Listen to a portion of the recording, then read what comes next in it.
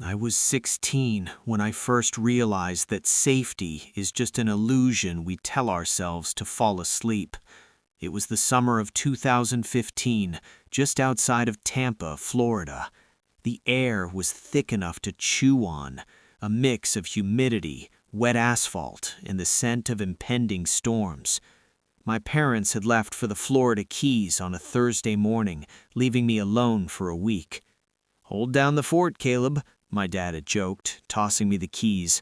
My mom, ever the worrier, reminded me to keep the alarm set. I wasn't planning on throwing parties. It was just going to be me and Titan, my 90-pound golden retriever. He wasn't just a dog. He was my shadow, a goofy bundle of fur that I trusted more than most humans. The first 24 hours were bliss, video games, junk food, and silence. But the atmosphere shifted on the second night. It was close to midnight. The Florida rain had started, a relentless sheet of water hammering against the roof. I was on the couch, scrolling through my phone, the TV muted. Titan was asleep on the rug, twitching in a dream. Suddenly, his head snapped up. He didn't bark, he didn't whine. He let out a low, vibrating growl that I felt in the floorboards more than I heard with my ears. It was a guttural warning. "What is it, boy?" I whispered. Titan's eyes were locked on the front door. His hackles, the fur along his spine, stood up like razor wire. I tried to listen past the rain. At first, I heard nothing. Then I heard it. Tap, tap, tap. It wasn't a knock. It sounded like the wet pad of a fingertip rhythmically pressing against the wood. My stomach dropped. I tried to rationalize it. A branch, a frog, the wind, but the rhythm was too deliberate. I grabbed a kitchen knife, a pathetic defense looking back on it, and crept to the window. I peered through the slates of the blinds. The motion sensor light above the garage was on, illuminating the driveway. It was empty. No cars, no people. "See? Nothing," I told Titan, trying to calm my own racing heart. But Titan wouldn't lay back down. He paced the living room, his nails clicking anxiously on the hardwood. I checked every lock twice, deadbolts engaged, windows sealed. I dragged a chair under the doorknob of the front door, just like I'd seen in movies. The next day, the sun was blistering. The fear of the night seemed silly in the harsh light of day. I spent the afternoon in the backyard throwing a tennis ball for Titan. But around 3 p.m., I went to retrieve the ball near the side of the house and froze. The side gate was wide open. My dad was obsessive about security. That gate was always padlocked. I walked over and examined the latch. The metal was twisted, the paint chipped away. Someone hadn't just opened it, they had pried it open with force. A cold chill swept over me, despite the 90-degree heat. I called my dad. He brushed it off, suggesting the landscapers left it open. "Just lock up tight tonight, Caleb," he said. If only he knew. That night, I turned the house into a fortress. Every blind was drawn. Every light was off, except for the glow of the TV. Around 1 a.m., the sound returned, but it wasn't at the front door this time. Scritch, scritch. It was coming from the sliding glass door in the kitchen, the one that led to the backyard. It sounded like a fingernail dragging slowly down the glass.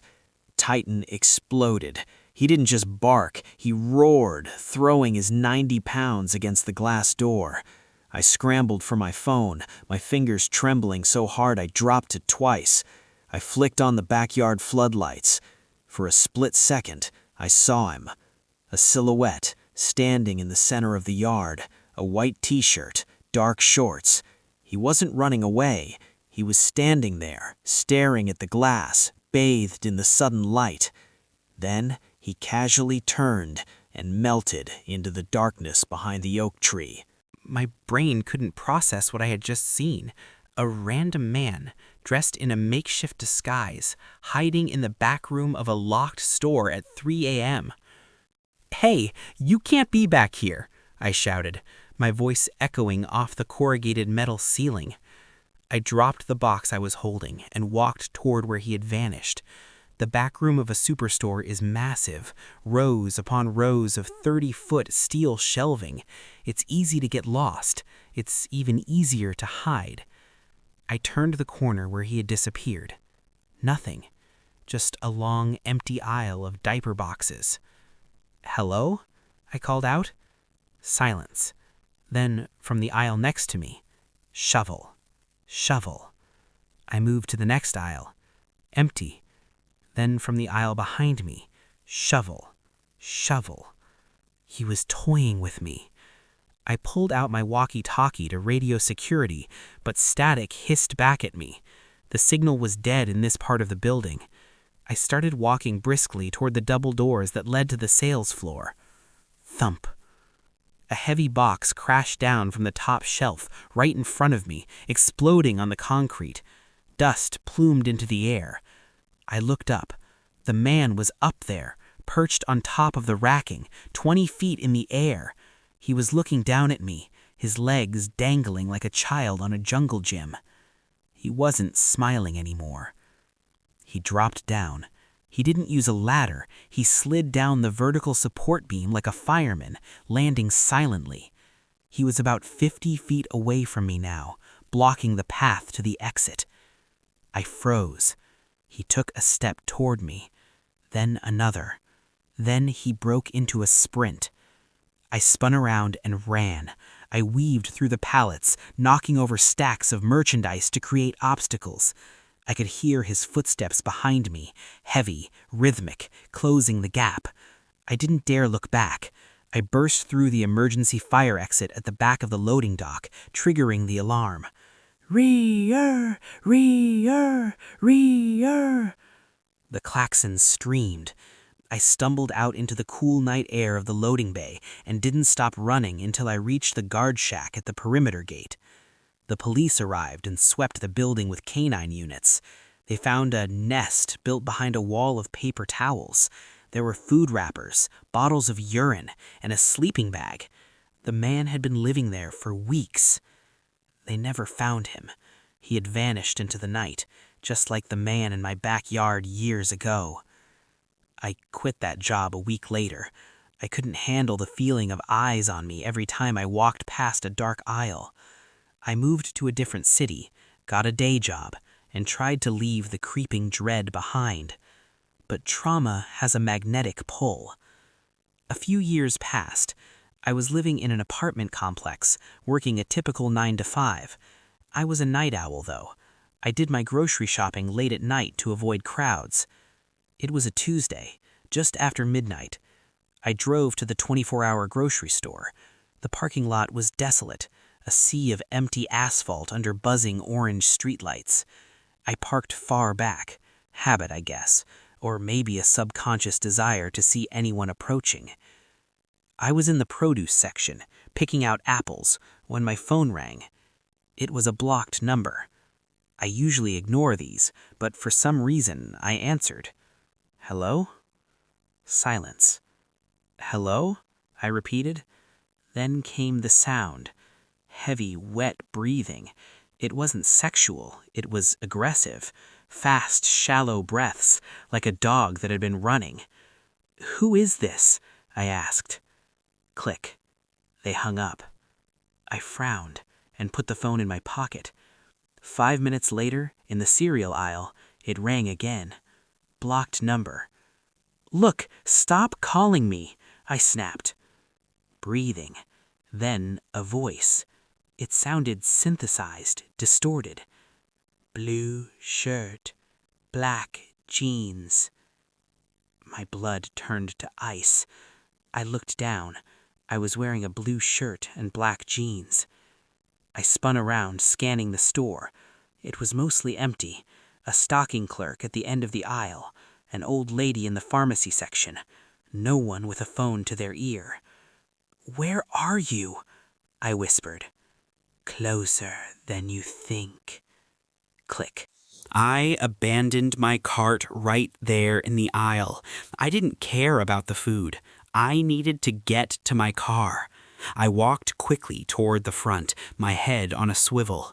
I paid for a pack of gum just to have an excuse to be near the cashier, needing human interaction.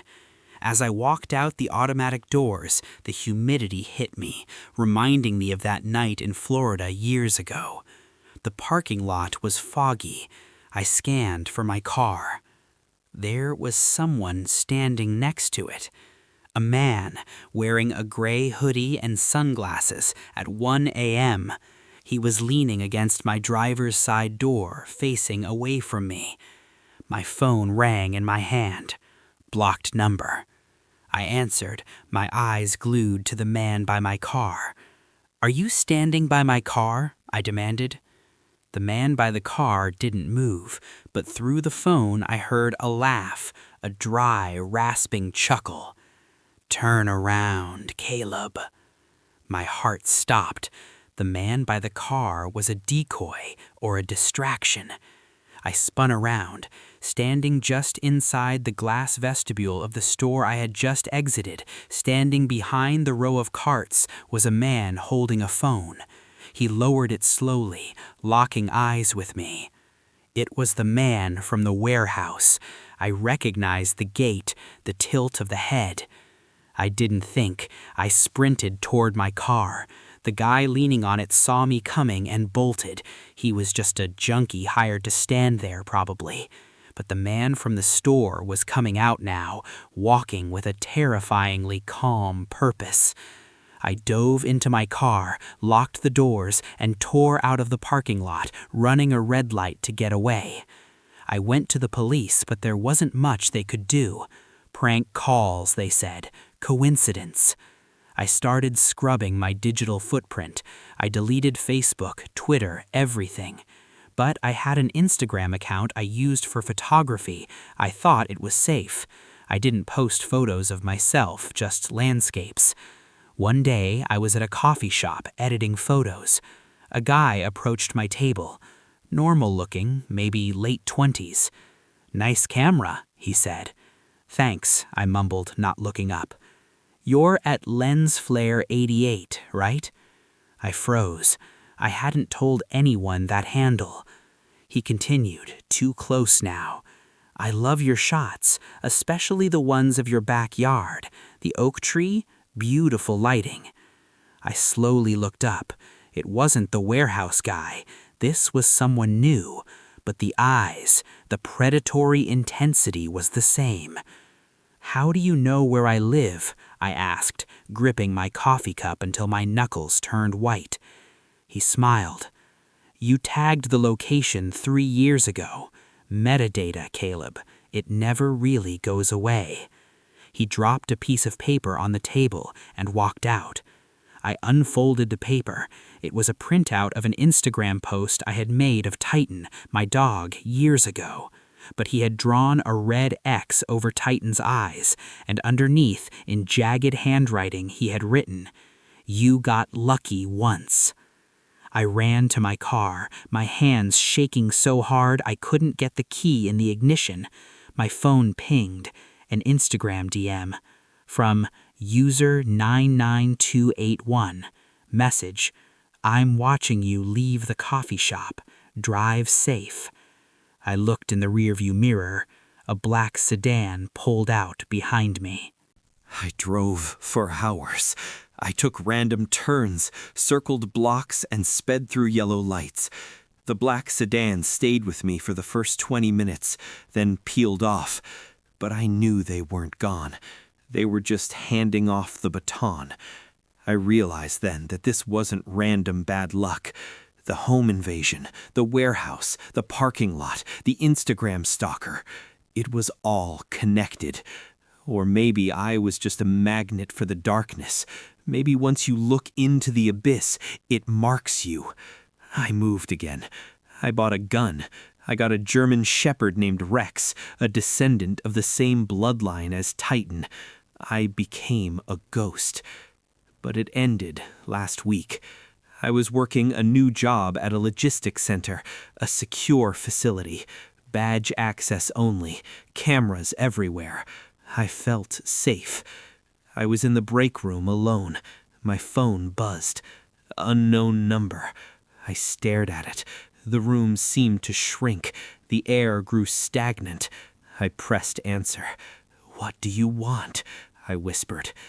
"Did you lock the side gate, Caleb?" The voice sent a jolt of electricity down my spine. It was the voice from the warehouse, but the reference, the side gate, that was from the first night, the night with Titan. "Who are you?" I screamed. "I'm the one who waits. I'm the tapping on the glass.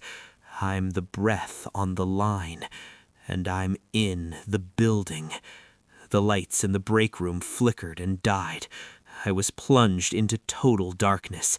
I heard the electronic lock of the break room door disengage. Click. The door creaked open. I didn't wait to see a silhouette. I knew better now. I knew that hesitation was death. I dropped to the floor and crawled under the tables, moving toward the emergency exit on the far side of the room. Heavy boots stepped onto the linoleum. Clump, clump.